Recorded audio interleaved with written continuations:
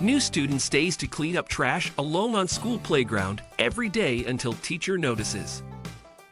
Every day after their classes, the children at Tom's school rush to the school playground to spend some time there before their parents pick them up.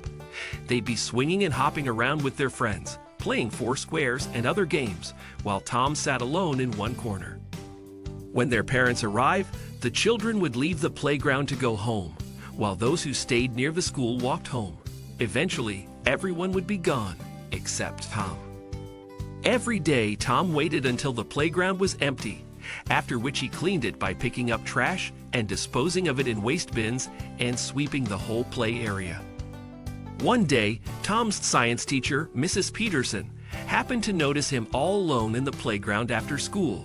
She saw him sitting alone on a bench while the kids were playing, and when the children left, he picked up a broom and began cleaning the place. Mrs. Peterson was perplexed as to why Tom was doing that, as the school already had a janitor who cleaned the premises in the evenings. She decided to approach him and find out what was going on. "Hello, Tom." She greeted him with a big smile on her face. "What are you doing here on your own at this hour? Shouldn't you be home?" Sometimes young minds end up teaching valuable lessons to the older lot. "Hello, Mrs. Peterson," Tom replied. "I'm cleaning the playground because it's dirty. The other kids litter the whole place, but they never clean it." "Oh, how awful of them," Mrs. Peterson exclaimed. "I'll make sure they don't do that again, Tom," she added gently.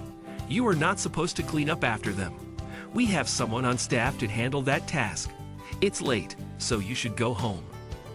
"I can't go home until I finish cleaning, Mrs. Peterson," Tom said slowly, his head bowed and his gaze fixed on the ground. "I want to help the cleaner because I feel bad for him."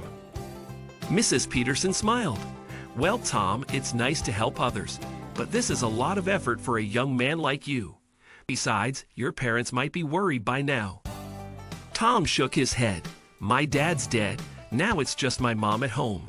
She works as a janitor at a shopping mall and comes back late from work. Mrs. Green, our next-door neighbor, looks after me till Mom gets home. And Mrs. Peterson's smile faded as she realized where Tom was heading and why he wanted to help the janitor. "I want to spend time with my mom, but she says she has to work more hours to provide for us," Peter continued. "That's why I feel sorry for the cleaner who cleans our playground. His children must be waiting for him just like I wait for my mom. He has to work long hours because the kids dirty this place." Tom's words left Mrs. Peterson teary-eyed. Tom's mom was a janitor too, which is why he felt so bad for the school cleaner. She somehow masked her tears in front of him, but deep down, the little boy's act had moved her. "Do you realize how special and amazing you are, Tom? Your mother raised you very well," she said, complimenting him. "But you know what," she added, "I have a better idea of how we can help the cleaner." "Really?" Tom's face brightened up, and his lips curved into a smile. "How can we do that?" Mrs. Peterson gave him a nod. "Don't you think if the kids dispose of their own waste, the cleaner wouldn't have to work such long hours? Then he'll be able to finish his work on time and spend time with his family. And the kids should understand that littering is a bad thing." "So, Tom," she continued, "I was thinking, maybe I can speak with the principal tomorrow, and we can organize a cleanup drive where we teach students the value of hygiene and keeping their surroundings clean.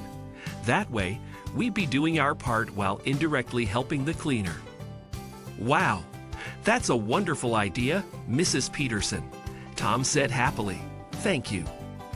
Mrs. Peterson shook her head. "Thank you, Tom. You're incredible." That day, Mrs. Peterson dropped Tom off at his house. The next day, she discussed the cleanup campaign with the principal, who gave it a green light, praising the idea. A week later, the drive was organized, where students were taught not to litter in public places, and teachers were urged to keep an eye on the kids so they didn't litter around the school. The school administration also thanked Tom and his mother, who was present, for inspiring the activity.